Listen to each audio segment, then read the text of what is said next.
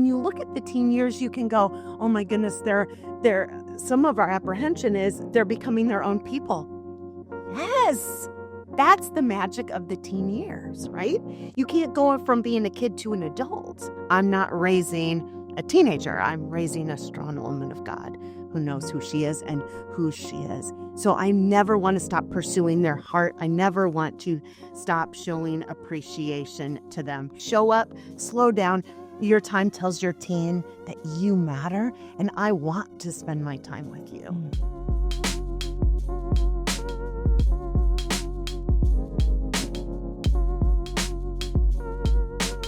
Well, often when we think about parenting, even when we talk about parenting, we talk about it in such somber terms. There's a drudgery that comes along with it. We're facing all of these challenges. It's heavy, and it can be a little depressing. And so I wanted to help lift our listeners and my wife, Erin, out of their depression on today's podcast episode. You brought in the right person then. Could it be that parenting is also joyful? Could it be that you can actually enjoy your teenagers in particular? And so we thought, all right, this is an important conversation, and there is no one better for this conversation than Shelley Komoszewski. Shelley, welcome to the Maven Parent Podcast. Thank you. This is going to be fun. Yes, and if you don't know Shelley, Shelley has been one of our speakers at past Maven conferences, a favorite speaker, I might add. She has worked with Josh McDowell Ministries for over 25 years. She is the wife of a pastor. She is a girl mom and maybe one of the most joyful people we know, and one of those individuals that teenagers love. And so we thought, we've got to talk to Shelley about this topic. Yeah, you're the first person, of course, Shelley, that when we think of this topic of teens and this whole parenting world, I was telling you, Shelley, that when my kids were young, and I don't know if this happened to you too, but so often it's like, just wait till they're teenagers. And it makes well, first of all, you're scared.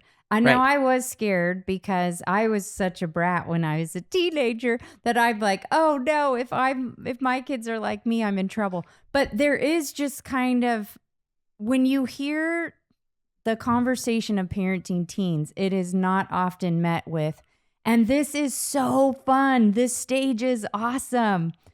But then I met you many years ago, and you had teen girls, and our kids are some similar ages, and the joy of being a mom just comes right out of you. And you helped me to see, like, no, this is fun though too.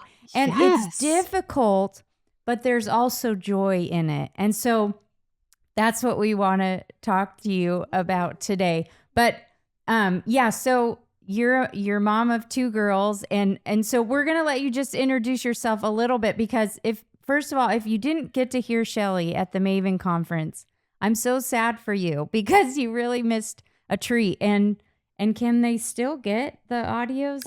Heck no. We're not gonna let them in. It was on the podcast. We played it on the podcast. Shoot, that's right. Yes. I was going to hold that against so those last year. people. Okay, so we're going to link in the show notes to Shelley's talk at the Maven Did you hear me? I was saying I wasn't going to hold that against those people and not let them in. No, because they didn't come to the Maven conference. We have to let them in. Okay. But give our listeners, if they didn't hear it, although we are going to link in the show notes, and listeners, if you didn't hear Shelley's talk, go and listen to that. But just tell us a quick overview of you and what you shared at the Maven conference. Yeah. So, pastor's wife, I've been a believer since I was little, raised in a fantastic family, who just found joy in parenting all the stages. So had a great examples in mom and dad, and went to college, met the man of my dreams. And we have two amazing girls. Katie is in her early 20s, and she is working at Mayo Clinic up in Rochester, Minnesota. And Emily went to be with Jesus when she was 17.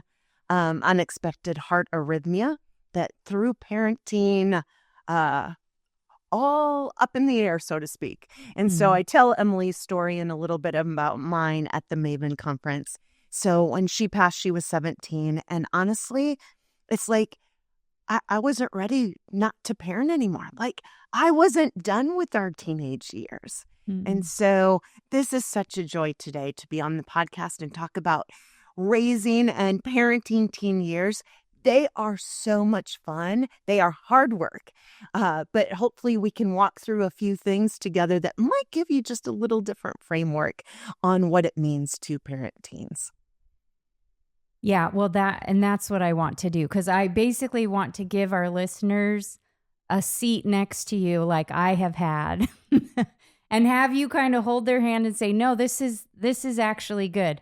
So, okay, start us out, Shelley. When you, I mean, a big influence in your life, of course, has been Josh McDowell, working in a ministry whose heart and soul is young people. Yes. And helping to equip Christian young people with a Christian worldview. And anyway, so I know that's had a big influence on you, but why don't you start with kind of the whole framework of parenting and how you see it?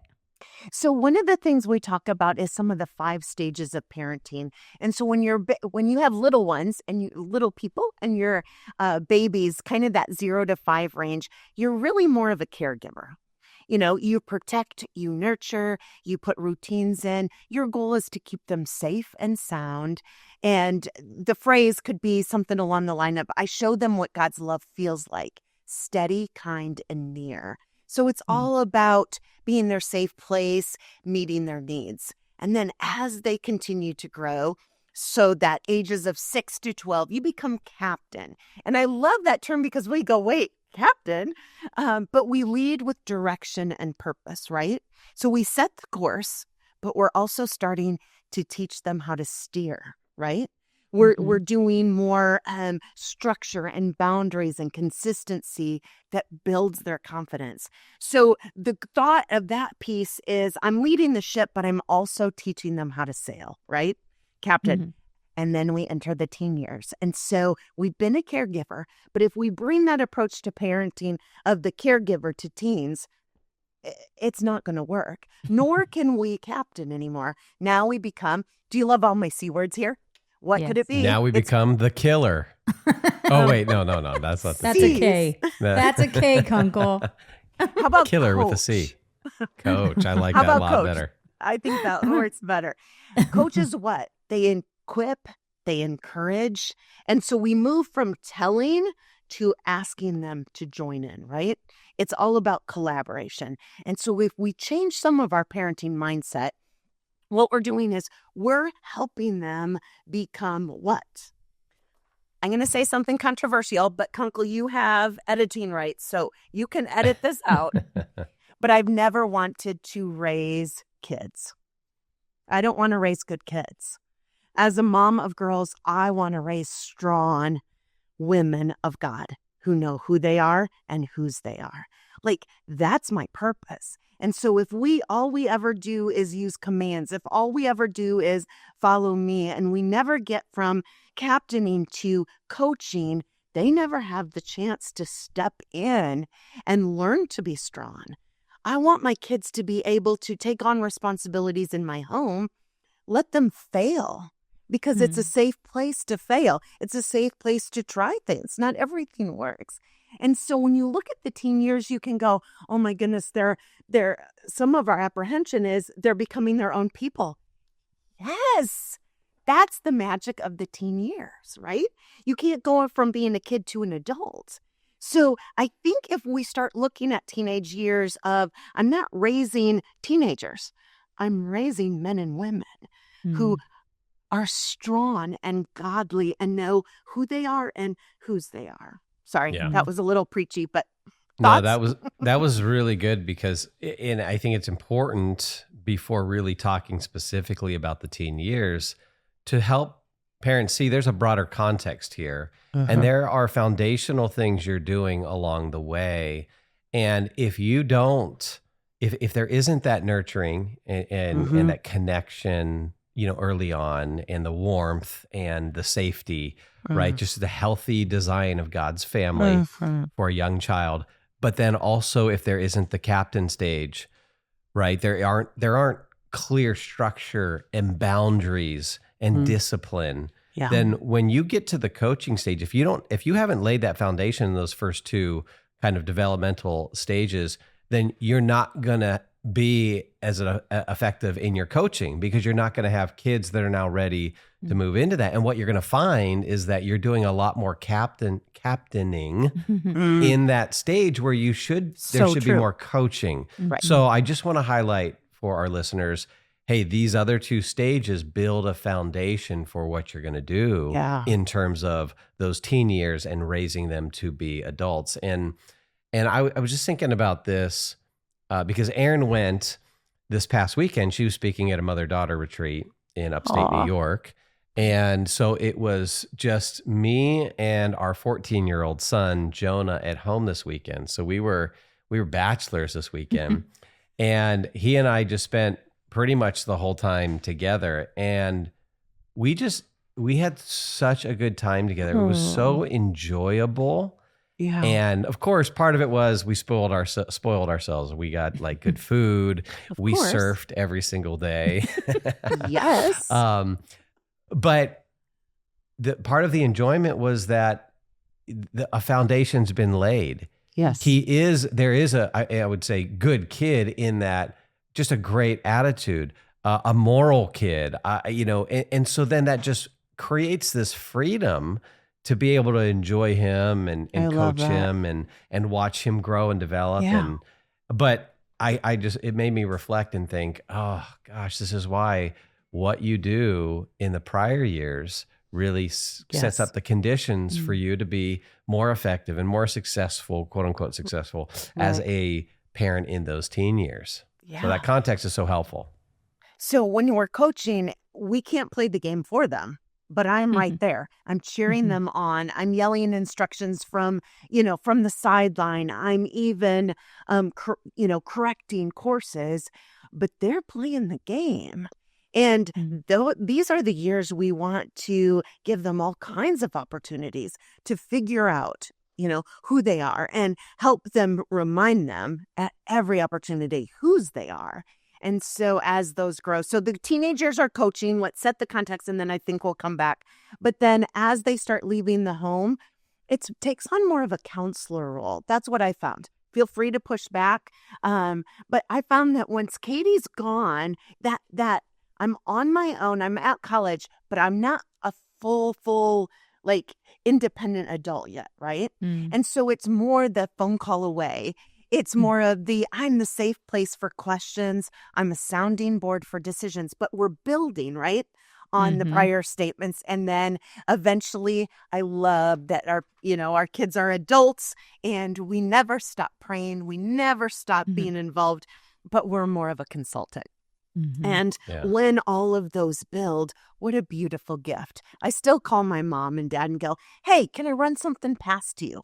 And hopefully I've been adulting for a while now. But what an honor, though, because we did build those segments well. And hey, Mom, I'm speaking this weekend. Please pray for me. Okay, give me times, give me dates, and the little text that comes, praying for you right as I walk on. Those things are priceless, but that's more of that sweet consultant role that says, hey, what do you think? So those were some of the C's that just kind of help us remind us, like, where are we in the process and what's most important at this stage? Yeah, it's so helpful to think about it that way, because that is the end goal, and that we all want. We want at the end, or kind of this last stage that we'll all end up in, where our kids are adults. Yeah. And hopefully on their own and doing life and adulting, all the things. That is our goal, that they would launch in a healthy way. But to do that, to get to that end goal, we have to be mindful of these different stages. And just looking. Can I add a word of exhortation? Because I think I think we want to encourage our listeners and the parents out there that should be our goal. Because I think there are moms and dads who struggle with that long-term goal. And so they want their kid to remain in that caregiver stage, Right. All through the teen years. And so sometimes there's a unhealthy dependence upon a child and the relationship with the child that we have. And so you can have a mom or a dad who are overbearing when their kid is 17, 18, 19 years old, and that's not healthy for you or for the kid. And so that's where these 5 stages are really helpful for us as parents to think about what Shelley has said here, and then to think, okay, is that the goal that I want? Do I want to get to a point where I move into a counselor, a consultant stage where my kids don't necessarily need me? And for us as parents to think, yes, that's success when your kid doesn't need you. I want them always to need us, but I don't want them dependent on me for every step they take. Well, that's what I mean when I say that's what I mean when I say need. Strong, confident, the strong, confident men and women that we really want to grow, because those are the ones that are going to be bringing us grandbabies, right? And so we want strong, capable, godly men and women, because then it's their turn to start all over with the caregiver, the captain stages. Yeah. And I just think I was going to say, I think as moms, we're especially good at the caregiving stage. It's very intuitive for a lot of us. And then I'm even looking at the second stage, Shelley, that you mentioned, the captain of the 6 to 12-year-olds. And I'm just wondering how many moms would say, oh yeah, I'm comfortable in that captain role of where it is that I'm leading the ship and I'm teaching you how to sail. So watch me, you're learning from me, but I am steering the ship. I'm still in charge and you have things to learn from me. But I'm not doing everything for you anymore. Yeah. And you just see that how healthy that is too, because I just have to say, I talk to moms of 6 to 12-year-olds and then of teens who they have this desire that they still want their kids to need them. Yeah. And so that comes out, and of course their kids do need them. They still want their kids to need them in the caregiving kind of way. And so they'll still be doing laundry for them, planning all their schedules, making sure they've gotten their homework done, packing their backpacks for school. Yeah. You get what I mean? They're doing the caregiving stuff of young men and women that should have launched from that by now. And so but doing those things, like Brett said, can make you love then the next stage of the 13 to 18-year-old, where now you're coaching, because like Brett said, you've done all this work to kind of lay the foundation, and now they get to go into the game. I love the coaching analogy that you're talking about, because you picture this is when they're out there on the field and we're cheering them on. We're seeing them stumble. We're seeing them fail. And we're there to give some coaching when that happens. Absolutely. So I know this is weird, and so that's okay. We can be weird together. But when it was the sophomore year, Katie's sophomore year, and I started praying for a boyfriend for her. And I remember talking to a friend of mine who... That's weird. I know. That is weird. Just wait, Dad. Just wait. So we're at a volleyball game, and I look over and I say to Ed that the boy in the sweatshirt there, that gray sweatshirt, he can date our daughter. And my husband very lovingly said, no one can date our daughter. And I was like, well, hold on here. So here's where I'm going to get slightly, just hang in with me. I want her to date while she's at home. I want her to come home from a date and say, hey, this is what happened. I want to walk through who picks up, who pays, how does this work? Because too many of my friends are like, nope, we're not into this, not until she's 18. Well, at 18, she's at college. My sweet girl went clear to Minnesota for college because she had her eyes on her prize, right? So now all the kids that I've invested in, all her friends that I have helped grow and mentor and know, right? Now I don't know her friends. I don't know the people giving her advice. And so if I haven't prepared her well, she's experiencing life for the first time on her own without me, without any safe place to fail. I don't know who's giving her advice. I don't know who this boy is. And I'm not there when she comes in going, wait a second, should that be a red flag? Or, hey, I really like that. Wow, tell me more about what you liked in this scenario. What does that mean you'll look for in a mate? I'm not trying to marry her off at 16, 17, 18. What I'm trying to do is say, I want you to have experiences. I want you to experience life. Well, the coach is on the sideline because once you leave the game and go play your own somewhere else, we're not there. And so thinking through finances, thinking through dating, thinking through jobs. I want you to have a job while you're in my home because work is hard. There's a curse on that. Go back to Genesis, right? Work is hard. And so, man, she comes home and she has a boss. She's like, I don't want to work. I don't want to work for them. Well, let's talk about this because this isn't, again, I'm not raising a teenager, right? I'm raising a strong woman who someday will not only needs to be a good follower as an employee, but hopefully she'll be a strong leader one day as an employer. Sorry, that was wordy. One of the benefits of that is that you also get to be there to celebrate the successes. Yes. Right. So we think about the failures, certainly, and the mistakes, and you're going to pick them up from those. But also when they do things well. Oh, so good. I mean, you mentioned the work part. You know, that was one of the things when we kind of boiled down parenting. One of the things that was a big goal for us and our family was to pass on a strong work ethic to our kids. And when we saw that come to fruition in various ways during their teen years, so one of our kids working really hard, earning enough money for, to purchase something significant or something they had been saving up for. And then to be able to celebrate that and to just enjoy those moments with them and celebrate the successes. That is very enjoyable during the teen years. It is. And there's so much to celebrate. And you're right. Thank you for calling that out. I was kind of picking on some negative things, but there's also so much to celebrate. And so think of a coach on the line of the game. You're cheering on and you're also like, time out, let's recorrect, right?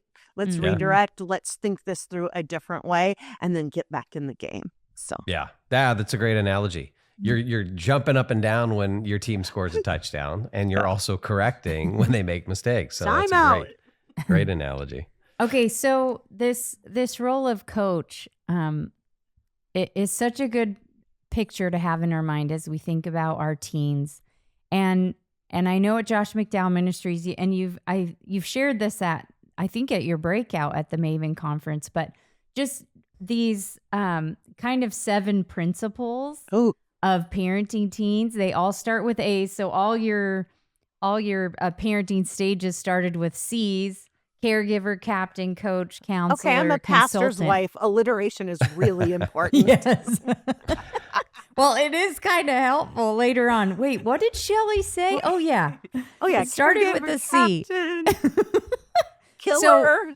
So all these principles of parenting in the teen years they all start with A, but they're all so good. And I think really practical things that parents listening, either if you have teens now, these can be like, okay, here's some 7 principles to help push me in the right direction. Or for parents listening who have younger kids, okay, here's some things to look forward to, that things I'll step into. But talk us through some of those, because I just love all of these. Okay.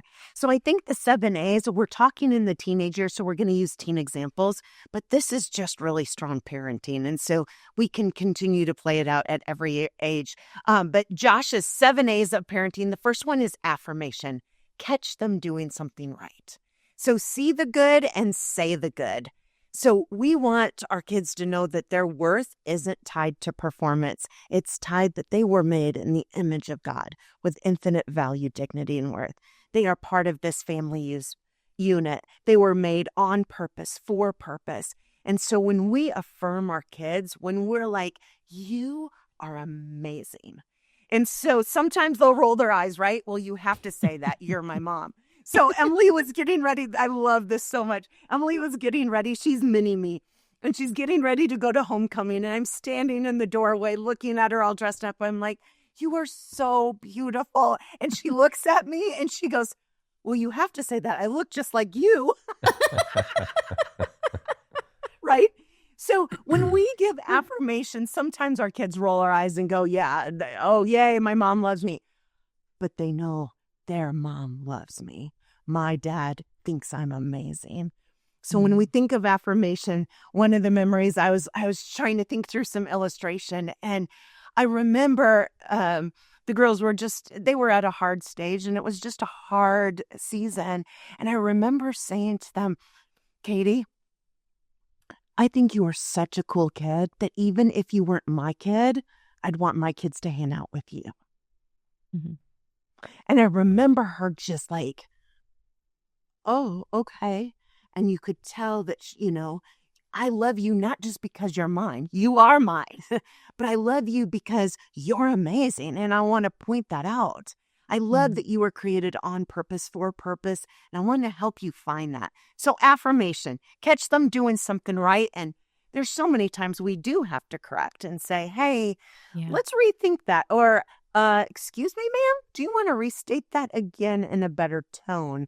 But let's catch them doing something right and celebrate it. Yeah, I think, and I'll just say, I think this one's really important, especially when we are struggling in our relationship with them, when we are going through some hard things, when there is a lot of, hey, that was really rude, you need to say that again, or whatever it is. Like, okay, these are friends you can't hang out with anymore. Whatever's going on, actually, these are the times that we ought to try to push closer to them relationally. Yes. And thinking of genuine ways we can affirm them, like you said. And I'm thinking too about, our 5 kids are just so different, but thinking about some of the really genuine ways you could say, hey, that you were really sweet with your sister tonight. And I really appreciate that. Little things that we can find. I think that's so good. So I'm glad you mentioned even in the struggle to do that, because I just think that's so good. We have an idea for a Christmas gift, parents, grandparents, that you could get the young person in your life this year for Christmas, and that is a Summit Ministries experience for your student.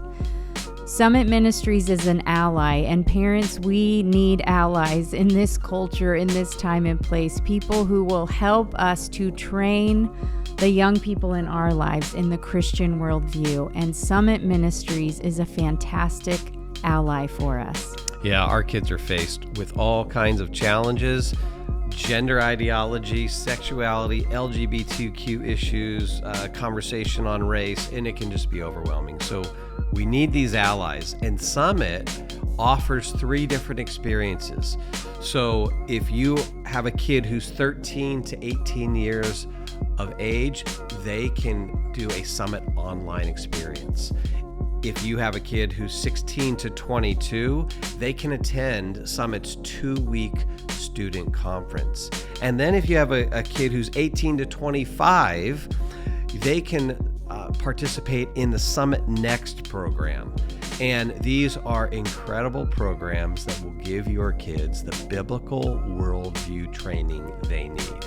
Now, if you are a listener to the Maven Parent Podcast, you get a little gift from us. You get a $250 discount on a Maven partnership with Summit on any one of these training experiences. And so if you go to the website, summit.org/Maven, and then use the code MAVEN26, you will receive $250 off. And here's another bonus.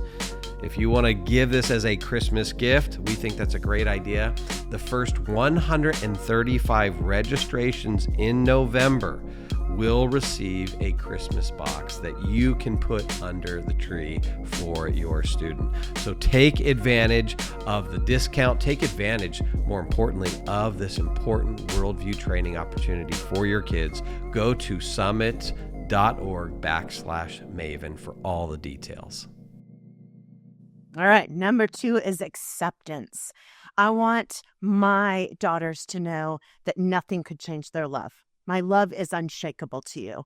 And I know we've talked about this before, but when they were little, I had this tuck in little phrase that I would speak over them and at night. And it's like, I love you, I'm for you, and I am your biggest fan. And my greatest prayer is that you love the Lord your God with all your heart, soul, and mind, and love your sister as you love yourself. That was the joke. And love others, including your sister, as you love yourself. But I wanted every opportunity. I love you. I am for you. I am your biggest fan.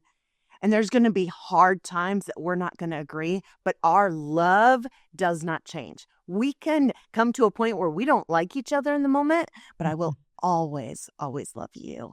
And that unshakable acceptance.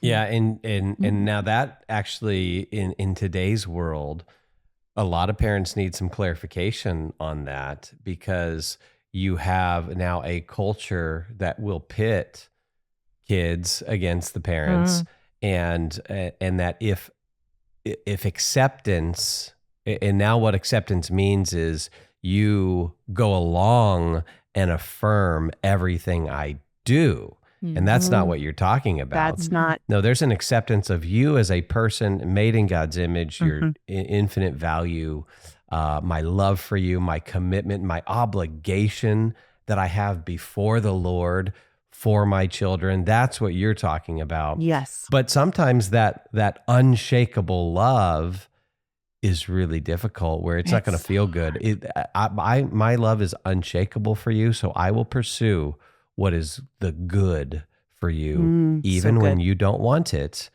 And even when you get mad at me, and even if you stop talking to me for a while, right, I'm still loving you. And helping parents to see, acceptance doesn't mean going along with them on everything. No, actually, sometimes what that means is your love is going to create a wedge, because I'm going to love you both in, just like Jesus, in truth and in grace. You know, so all right, take us to number 3.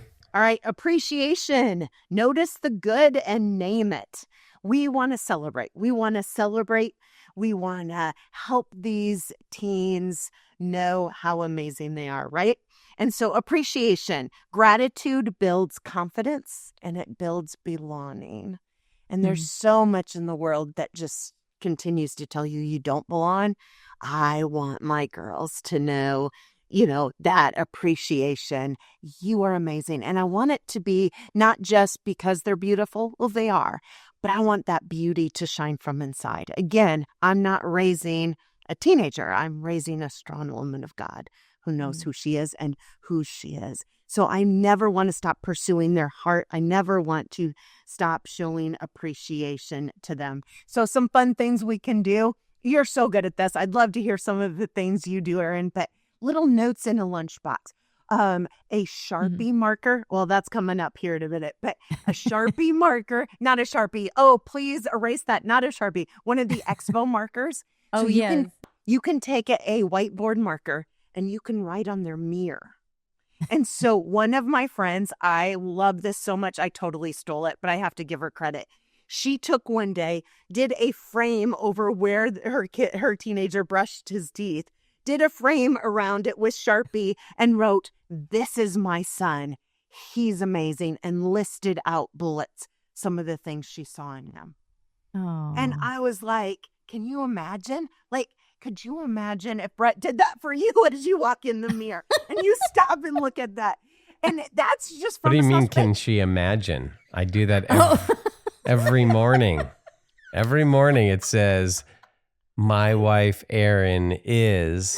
Oh, my Lord. And then I write 3 paragraphs on the mirror. 3 paragraphs. Okay, Erin, the podcast world wants to see a picture of this. Now there's lots of pressure. Yes, you're giving him ideas. This is great, Shelley. You just keep going with these ideas.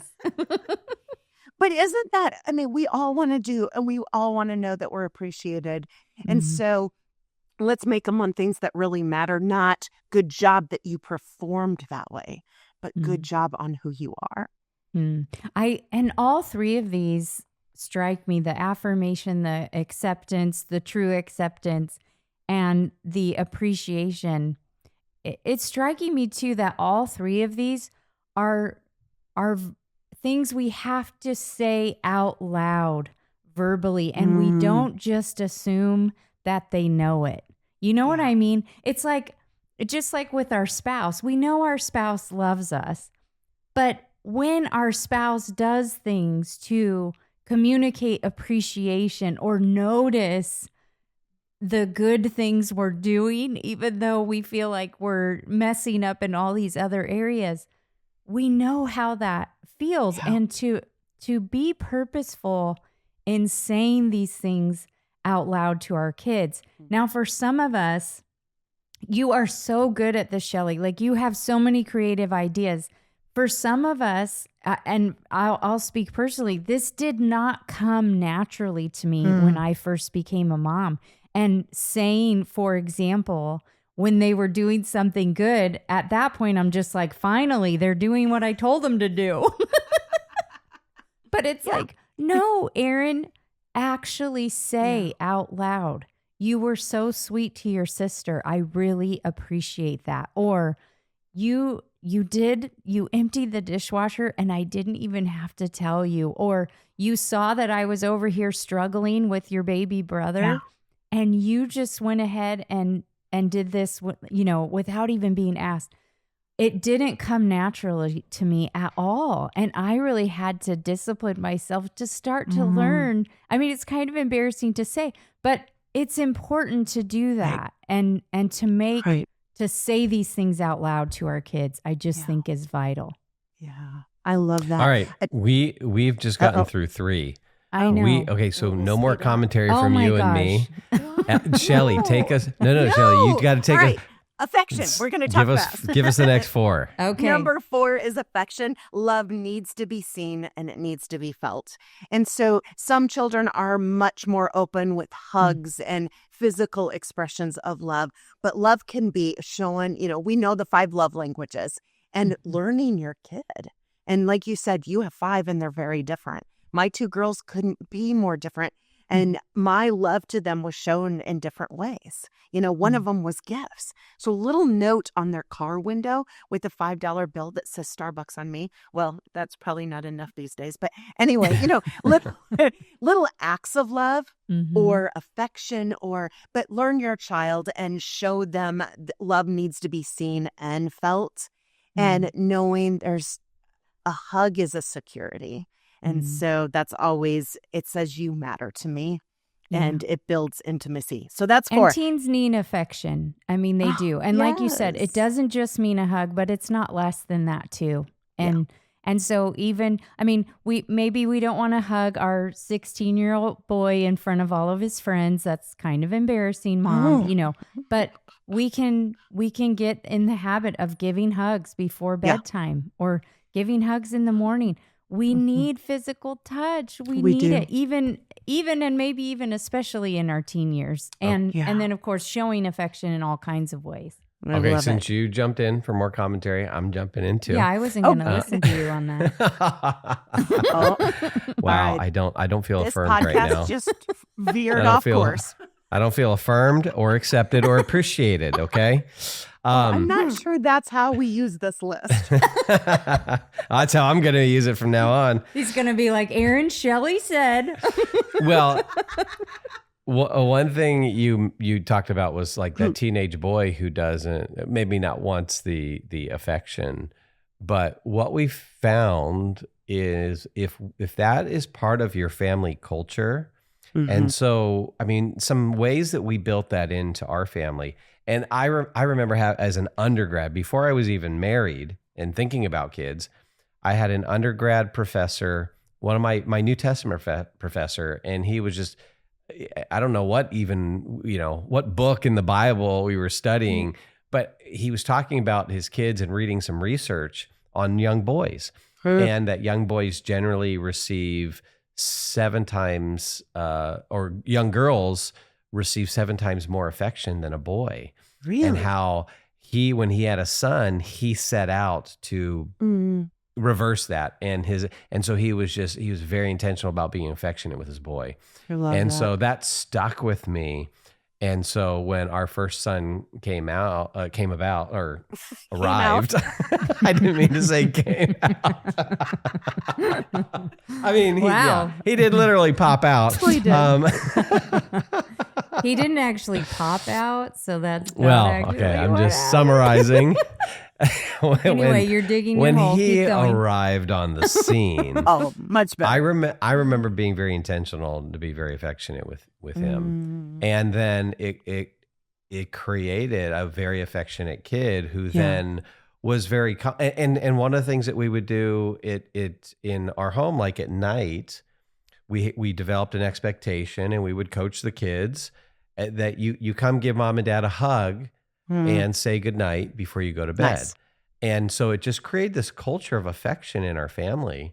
And then what we saw in the teenage years is that our kids didn't have any problem with affection in their teenage years. And it would surprise me because that can get socialized right out of them. But when my girls or my boys would come up to me and at church, put their arm around me, at 16 years of age, 17 years of age, you're just like, oh gosh. That. And so you can build a culture of that. But there's an intentionality in that. Very much an intentionality. All right. So affection's number 4. Okay, number 5. 5, availability. Your presence is the point. If you ask preteens, junior high kids, there was a study that came out. I don't remember which it is to quote it, but you say, how do you spell love? Time. Time. When mom and dad show up to my games, you know how many kids watch the stands and mom and dad don't show up? When mom and dad, Emily was a waitress and we would show up to sit in her section, I was there to heckle her, but Ed was there to eat. But, we showed up. So presence, your presence is the point. Availability, show up, slow down. Your time tells your teen that you matter and I want to spend my time with you. And so one of the little things that bridges 5 and 6, just a quick illustration. One of the best parenting advices I ever got was redeem the car ride. And as parents, we spend hours and hours and hours every week in the car with our kids. And so availability, I don't want to waste that because we have precious time together. So our agreement was just very honest. Hey, I'm taking time out of my day to be in the car with you, to drive 45 minutes to a game, cheer you on, and 45 minutes back. So when we're in the car and I'm using my time to take you places, I want you fully present with me. And it modeled on my end that I'm here fully present. It also did something else for our kids who are not extroverts. Having good conversations where they don't have to make eye contact, it's a beautiful gift. And they're captive audience. So redeem your car rides, make it count. Some of the things we can do that to show our availability, our affection, our appreciation, acceptance, and affirmation. Hey, play me a song that you really like. Sometimes you're just quiet and let them fill the space. Sometimes it's having a question. Sometimes as they get older, and remember, we enter their world, but as the older they get, we're raising strong adults who I want to understand my world and enter mine, right? So I could say, hey, I just talked to grandma today. She said something weird. What do you think about this? Now we're coaching, right? And we're bringing them in part of our world. Hey, this thing happened at work today. Can I share it with you? what do you think I should do with that? And so we're modeling what it looks like for us always to be in their world. But if we don't train how they can come into ours, again, we're building a relationship we want with them in the future. So availability works both ways. And I love being intentional about that. And I love that you said the car, because this is something every parent can do. And did you hear how Shelley framed the basically, can you put your phone down because I want to talk to you? And you could say it that way, like, hey, no phones in the car. Or you can say it the way Shelley just framed it, which was, hey, I'm driving you to spend time with you. And so I want to spend time. I want to hear about your day. Or like I got from you, Shelley, like, okay, you're the DJ, pick the music, and I'll do that, especially with my kids who love music. It's like, okay, you can be the DJ this time. Yeah. And then, okay, I get to be DJ on the way home, and you have to listen to what I want to listen to. But this kind of, hey, let's spend this time together, not because your phone's stupid and I hate it, but because I want to spend time with you. Oh. And that, the way you framed it is just, I wanted the listeners to hear that, because that makes a difference, the way we communicate things to them. They're listening to that. And when my husband says, hey, I want to spend time with you, I'm like, okay, this is great. This is what we're saying to them. Right. And so I love that. And the availability, of course, means we put our phones away too. Right. But it can just be like, hey, I'm cooking dinner. Can you come chop the carrots? And I want to hear about your day. Yes. We can make this availability. It doesn't mean we all have work to do. We all have things to do, but we can fit it in our lives and just be purposeful with our time. So, which leads to your next one. I'm sorry. Yep, we're going fast. We're getting out of time. Approach their world. Step into what matters to them. So my oldest is very different than me. She likes different books. She likes different music. She is an introvert. When there's a house full of people, she disappears. I come alive. Like, I had to learn her, right? And so my favorite story fast is they were, I don't know, 9th or 10th grade, and one of her favorite indie bands was coming to Dallas. And so we got a couple tickets, and we took them, her and her friend, to see this band, right? And so the opening of the band was this group from Minnesota, and they were darling, but the music was weird. Like, unless she plays it for me, I'm not going to pick it, right? And that's okay, because I'm entering her world to let her know she's important to me. So when the first band was done and they were getting set up for the main band, I was like, hey, let's go meet the band. And she's like, yeah, we're just going to go back and meet the band. I'm like, well, they're the opening of a band. No one's ever heard of them. My guess is they'll be at the merch table. Let's go meet them. Sorry, got a little excited there for those of you watching. So we go back to the merch table, and the whole band is behind. So I have 2 9th grade girls going, starstruck, right? And so I go up and hold out my hand. I'm like, hey, man, thank you. This is great music. Hey, we're from Minnesota too. And we buy the album. Everybody signs it. We get the picture. And the lead singer looks at me and he says, man, that's amazing. You like this music. And I go, oh, I don't like this music, but I love the girls who love this music. And that's why we're here. And I will never, ever forget it. That lead singer looks at me, he goes, dang, mama, that's some good parenting. Right? I don't love the music, but I love the girls who love the music. And so I'm going to sacrifice of my time and my money to enter their world, because I want to share it with them. And then I want to show her how she can enter my world and share what's important to me. So that's approach their world. And finally, number 7, drum roll, please, accountability. Boundaries that build trust. So we know Josh's favorite phrase, rules without relationship lead to rebellion. It is all about relationship.